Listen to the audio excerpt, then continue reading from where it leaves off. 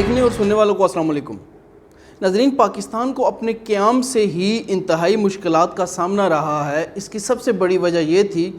کہ ہمارے پڑوس میں ایک ایسے ہمسائے نے بھی ہمارے ساتھ ہی جنم لیا کہ جس کو ہمارا وجود ایک آنکھ نہیں باتا۔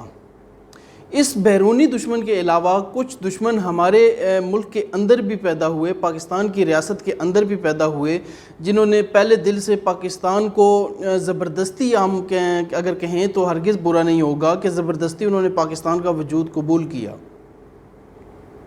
پاکستان کے قیام سے اگر آپ حالات کا جائزہ لیجئے تو بانی پاکستان قائد اعظم محمد علی جناح کی وفات کن حالات میں ہوئی، اس کے بعد حالات کس نیج پہ پہنچے، اور غداری کی تاریخ کا اگر آپ جائزہ لیجئے تو یہاں پہ بیرسٹر شاہدہ جمیل جو حسین شہید سروردی صاحب کی نواسی ہیں، ان کا ایک انٹرویو بھی ایک مشہور روزنامے کی ویب سائٹ پہ ہمیں نظر آیا۔ اس انٹرویو کے مندرجات بھی اگر آپ غور سے پڑھیے تو ہمیں اس حقیقت سے انکار ہرگز نہیں ہونا چاہیے کہ پاکستان اپنے قیام سے لے کے آج تک مشکلات کا شکار اپنوں کے ہاتھوں بھی رہا ہے۔ فیلڈ مارشل ایوب خان صاحب جو تھے، انہوں نے محترمہ فاطمہ جناح صاحبہ کے اپوزٹ جب الیکشن لڑا تو ان کے الیکشن کے دوران، ان کی کمپیننگ کے دوران، ان کے پریزیڈنشل الیکشن کمپین میں اخلاقیات سے گرے ہوئے نہ صرف ہمیں نعرے نظر آئے بلکہ محترمہ فاطمہ جناح کی تضحیک بھی کی گئی۔ اور سونے پہ سہاگا یہ کہ محترمہ فاطمہ جناح کی تضحیک کرنے والے افراد، ان کو سیکورٹی رسک قرار دینے والے افراد ایسے تھے جن کی اولادیں آج بھی پاکستان میں خوشگوار زندگیاں گزار رہی ہیں، اقتدار کے مزے لوٹ رہی ہیں، اور اقتدار میں اگر نہیں بھی ہوتے تو اقتدار میں نہ ہونے کی وجہ سے زیادہ مزے وہ اپوزیشن کے لوٹتے ہیں۔ ایسی مثالیں پاکستان کی سیاست میں موجود ہیں۔ یہ سلسلہ ایوب خان سے شروع ہونے کے بعد محترمہ مادر ملت محترمہ فاطمہ جناح کے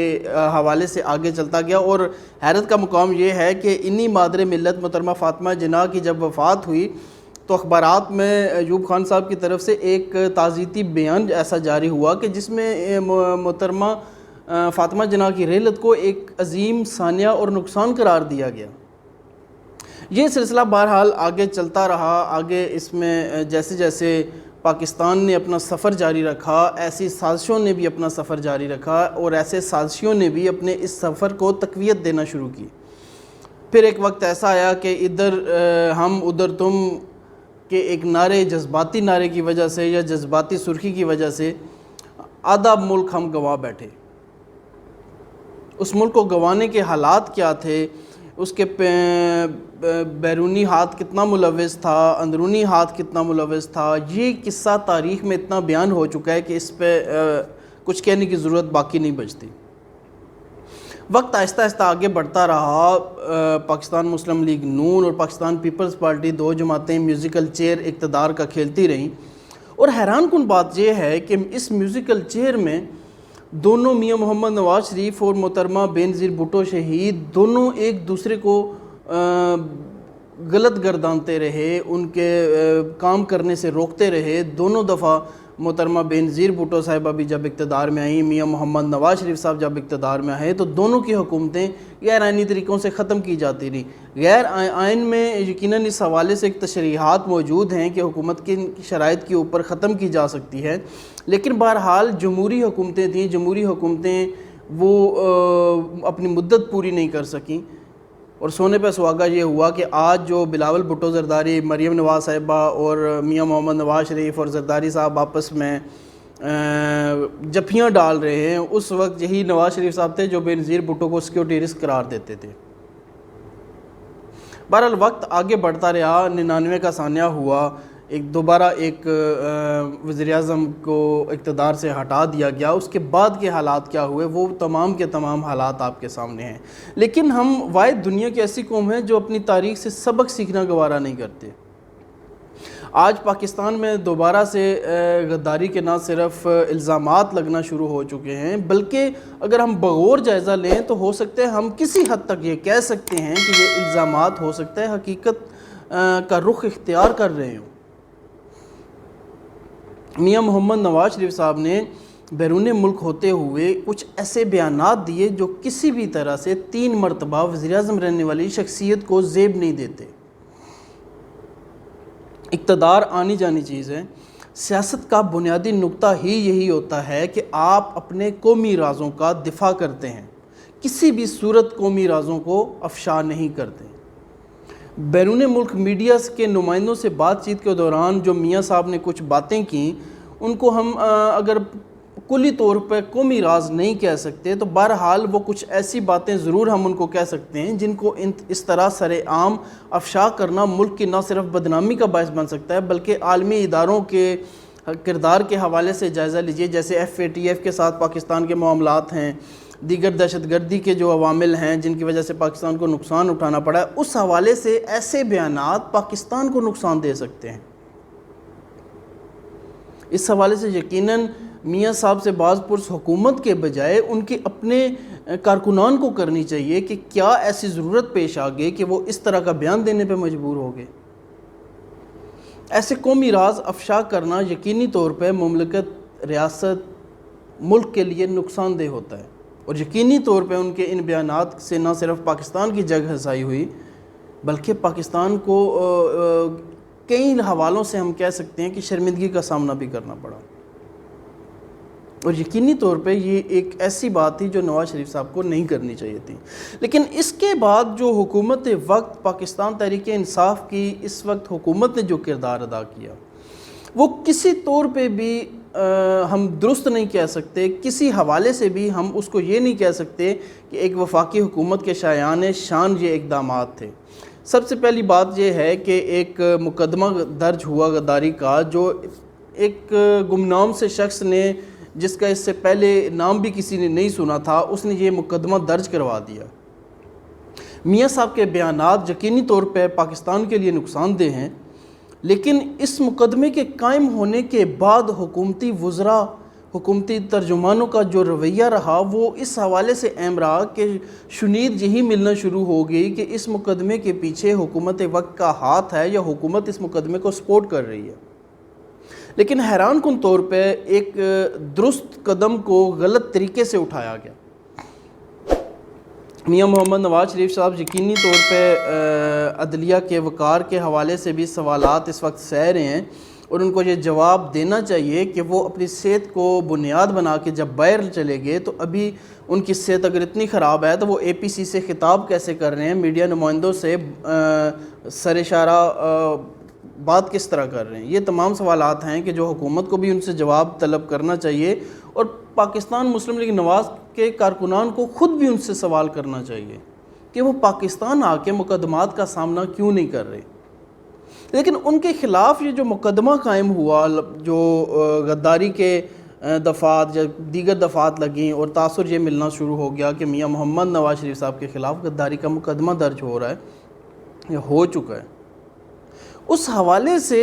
درخواست گزار کی اپنی کریڈیبلٹی قابل اعتبار نہیں تھی کہ جس کی وجہ سے اس مقدمے کی کوئی اہمیت بن سکتی یا میاں صاحب کو نقصان ہو سکتا۔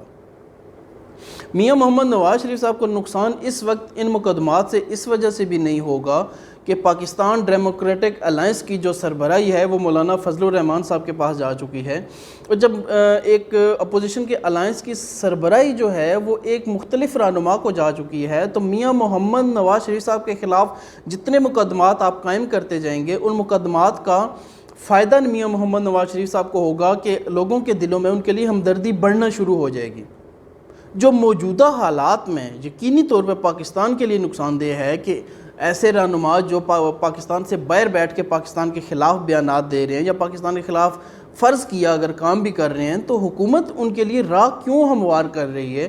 کہ لوگوں کے دلوں میں ان کے لیے ہمدردی بڑھتی جائے۔ مقدمہ درج ہوا، مقدمے کے درخواست گزار پہ سوال اٹھنا شروع ہو گئے، اس کے بعد نون لیگ فرنٹ فٹ پہ آ کے کھیلنا شروع ہو گئی۔ نون لیگ کے رہنما جو ہیں وہاں پہ موجود وہ خود تھانے پہنچ گئے گرفتاری پیش کرنے، اور مقدمے کے حوالے سے تفصیلات ان کو مہیا کی جانے کے حوالے سے بھی انہوں نے تسلسل کے ساتھ ایک تکرار کرنا شروع کر دی۔ اس پہ سونے پہ سہاگا یہ کہ آزاد کشمیر کے وزیر اعظم کے خلاف بھی یہ مقدمات درج ہو گئے، ان کا نام بھی ان مقدمات میں لیا جانے لگا، نتھی کر دیا گیا۔ یہاں پہ اس اقدام سے پاکستان کی پوری دنیا کے اندر جگ ہنسائی اس وجہ سے بھی ہوئی کہ کشمیر کاز کو اس مقدمے کی وجہ سے وزیر اعظم آزاد کشمیر کا نام نتھی کرنے کی وجہ سے شدید نقصان پہنچا ہے۔ کشمیری ہم سے بدظن ہو سکتے ہیں ایسے مقدمات کی وجہ سے یا ایسے بے تکے فیصلوں کی وجہ سے، اور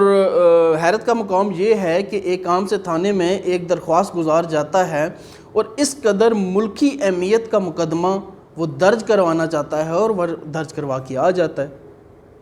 کیا ایسے مقدمات درج کرنے کا کوئی آئینی راستہ موجود ہے؟ اگر کوئی آئینی اور قانونی تشریح اس حوالے سے موجود ہے تو ان مقدمات کو درج کرنے سے پہلے ان کے اندراج سے قبل کسی سے رائے لینا اگر ضروری ہے تو کیا وہ رائے لی گئی؟ آزاد کشمیر کے وزیر اعظم کے خلاف ان مقدمات سے آزاد کشمیر کے جو شہری ہیں ان کا پاکستان کے حوالے سے بدظن ہو جانا ایک معمولی سی بات ہوگی۔ اس کی وجہ یہ ہے کہ لا محالہ جب اس طرح کا اقدام سامنے آئے گا، اس طرح کے فیصلے سامنے آئیں گے تو ان کے پاس ہم سے بدظن ہونے کے علاوہ کوئی چارہ ہی باقی نہیں رہے گا۔ آزاد کشمیر بے شک پاکستان اس وقت انتظامی حوالوں سے وہاں پہ پوری طرح اثر و رسوخ رکھتا ہے، لیکن چاہے پیپرز کے اندر بھی، لیکن آزاد کشمیر ایک آزاد ریاست کے طور پہ ہے۔ ان کی پارلیمنٹ الگ ہے، وہاں پہ ان کے سپریم کورٹ آزاد کشمیر کی الگ ہے، وہاں پہ انتظامیہ ایڈمنسٹریشن مکمل طور پہ پاکستان سے الگ ہے، پولیس کا اپنا محکمہ ان کا قائم ہے۔ صرف دفاع کے حوالے سے وہ مرہون منت ہیں پاکستان کے، لیکن ہم اگر بطور آزاد ریاست آزاد کشمیر کا وجود قائم رکھے ہوئے ہیں تو اس وجود کو ہم خود اپنے ہاتھوں سے نقصان پہنچانے پہ کیوں تلے ہوئے ہیں؟ اگر ہم پوری دنیا کے سامنے آزاد کشمیر کا آزاد ریاست کا وجود دکھا رہے ہیں پوری دنیا کو، تو پھر ان کے وزیر اعظم کے خلاف کس کیپیسٹی میں یا کس حوالے سے مقدمہ پاکستان کی سرزمین پہ ہم درج کر رہے ہیں؟ یہ ایسے سوالات ہیں جن کا جواب تلاش کرنا یقینی طور پہ حکومت وقت کا کام ہے۔ اگر وہ ان سوالات کے جوابات تلاش نہیں کرتے تو یقینی طور پہ حکومت کو ایک ایسا نقصان پہنچے گا جس کا کسی نے تصور بھی نہیں کیا ہوگا۔ اور اس وقت میاں محمد نواز شریف صاحب کو جو عوامی ہمدردی حاصل ہو رہی ہے وہ بنیادی طور پہ حکومت وقت کی اپنی غلطی ہے، نہ کہ میاں نواز شریف صاحب کی قابلیت اس میں، کیونکہ میاں نواز شریف صاحب نے جو اے پی سی میں تقریر کی اس کا سارا اثر ان کی بیک ڈور اسٹیبلشمنٹ سے رابطوں کی وجہ سے وہ پہلے ہی ختم ہو چکا تھا۔ اس وقت جو ان کو عوام کی ہمدردی میاں صاحب کو مل رہی ہے، عوام کی حمایت اگر کسی حوالے سے بھی مل رہی ہے، اس میں مکمل طور پہ قصوروار حکومت وقت ہے کہ وہ اپنے اقدامات سے موقع دے رہی ہے عوام کو کہ وہ اپنے دل میں میاں محمد نواز شریف صاحب کے لیے نرم گوشہ پیدا کریں۔ میاں محمد نواز شریف صاحب جو اس وقت ان دی لائن آف فائر ہیں کہ وہ جوابات دیں کہ وہ عدالت کا سامنا نہیں کر رہے، وہ بیمار اگر تھے تو وہ اے پی سی میں کیسے شرکت کر رہے ہیں، میڈیا سے کیسے سامنا کر رہے ہیں، وہاں پہ ان کے علاج کی کیا صورتحال ہے، ان تمام سوالات کے جواب دینے کے بجائے وہ حکومت کے غلط فیصلوں کو اپنے حق میں استعمال کرنا شروع ہو گئے ہیں، جو یقینی طور پر نہ پاکستان کے لیے بہتر ہے، نہ عوام کے لیے بہتر ہے، نہ حکومت پاکستان کے لیے بہتر ہے۔ میرا یہ ویڈیو بلاگ اگر آپ کو اچھا لگے